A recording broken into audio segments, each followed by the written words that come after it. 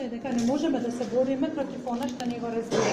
Од тука истражувањето на ОВСЕ за благосостојбата и безбедноста на жените ни дава уникатен и споредлив увид во распространетоста и последиците од насилството над жените, за штетните практики и норми и ставови кои меѓутоа исто така и за причините зошто лицата кои што го преживуваат насилството не го пријавуваат во соодветните институции.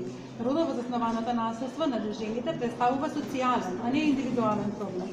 Тоа се наоѓа во коренот на сите родови прашања, поврзано со идеологијата на мажите и нивната привилегија на жените, социјалните норми кои што се однесуваат на машкоста, потребата да се појави, да се прикаже машката контрола или моќ, да се спроведат родовите улоги и да се казни сето она што се смета за неприфатливо женско однесување.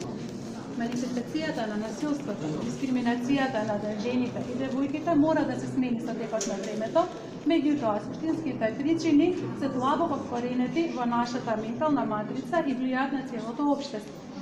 Истражувањето предводено на ОВСЕ укажува дека речиси половина од сите жени кои што била анкетирани во Северна Македонија веруваат дека домашното насилство представува приватно прашање кое што треба да се реши внатре во самото семејство, а 3 од 10 жени веруваат дека жртвите претеруваат во своите тврдења за злоупотреба и за силување.